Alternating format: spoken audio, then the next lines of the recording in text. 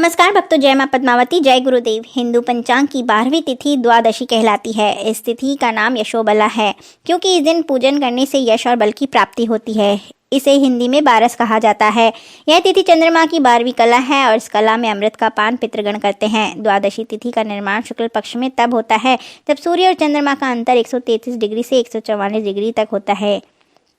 द्वादशी तिथि के स्वामी भगवान विष्णु को माना गया है। इस तिथि में जन्मे जातकों को श्री हरि की पूजा करना चाहिए। इस तिथि के दिन भगवान विष्णु के भक्त बुध ग्रह का भी जन्म हुआ था। द्वादशी तिथि में जन्मे जातकों का मन बहुत चंचल होता है। ये लोग घुमक्कड़ी होते हैं। इनको निर्णय लेने में काफ़ी दिक्कतों का सामना करना पड़ता है। ये भावुक भी होते हैं, मेहनती भी होते हैं और श्रम करने वाले होते हैं। इसके साथ ही आज एकादशी के साथ ही भीष्म पंचक व्रत भी शुरू हो गए हैं। भीष्म पंचक व्रतों को बहुत ही खास माना जाता है। ये कार्तिक शुक्ल एकादशी से पूर्णिमा तक 5 दिवसीय व्रत होते हैं। इन 5 दिनों में तुलसी पर दीपदान करने और पूजा पाठ करने का विशेष महत्व होता है। 5 दिन का भीष्म पंचक 23 नवंबर गुरुवार से 27 नवंबर सोमवार तक रहेगा। मान्यता है कि जो इस व्रत का नियमों का पालन करता है और इन 5 दिनों में रोजाना दीपदान करता है, उसे जीवन में कभी किसी प्रकार का कष्ट का सामना नहीं करना पड़ता तथा धन की कमी भी नहीं होती। इन 5 दिनों में मनुष्य को काम, क्रोध और इच्छाओं को त्याग करना चाहिए। ब्रह्मचर्य का पालन करना चाहिए। क्षमाशील, दयालु और उदार होना चाहिए। सोना या चांदी की लक्ष्मी नारायण की मूर्ति बनाकर वेदी पर रखनी चाहिए। इस व्रत को निराहार रहकर, फलाहार करके या एक समय भोजन करके भी रह सकते हैं।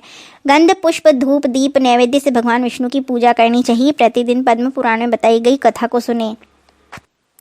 पहले दिन कमल के फूलों से भगवान की हृदय की पूजा करें। दूसरे दिन कमर पर बिल्व पत्र से, तीसरे दिन घुटनों पर फूलों से और चौथे दिन चमेली के फूलों से पैरों पर पूजा करनी चाहिए। प्रतिदिन ओम नमो भगवते वासुदेवाय नमः मंत्र का जाप करना चाहिए। यह मन ही मन आप 1 लाख, 1000, 10,000 या जितनी बार आप कर सकते हैं उतनी बार करें।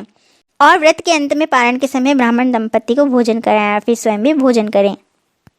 जो लोग संतान सुख से वंचित हैं उन्हें ये व्रत अवश्य ही करना चाहिए। पत्नी समेत इस व्रत के विधि विधान से करने पर आपकी मनोकामना शीघ्र पूर्ण होती है।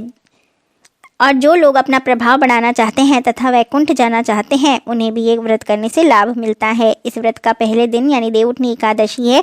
इस दिन भगवान 4 महीने की निद्रा से जागते हैं। कार्तिक का महीना भगवान विष्णु जी को समर्पित है और यह मास 27 नवंबर सोमवार के दिन समाप्त होने जा रहा है। कार्तिक महीने में स्नान, दान, उपवास करने का महत्व अधिक ही हो जाता है।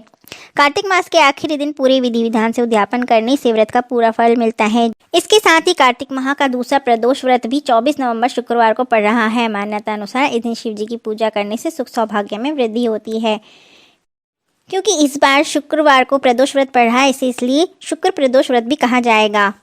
इस दिन शाम को 7:06 से लेकर रात को 8:05 तक प्रदोष काल का पूजा का मुहूर्त बन रहा है।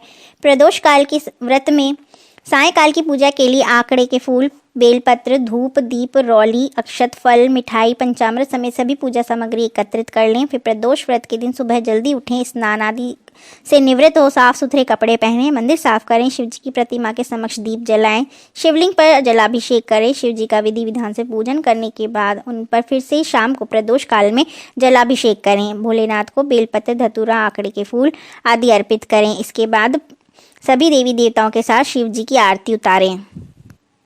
शाम के समय प्रदोष काल में उत्तर पूर्व दिशा की ओर मुख करके कुश के आसन पर बैठ जाएं और भगवान शिव को जल से स्नान कराकर ओम नमः शिवाय मंत्र का 108 बार जाप करें।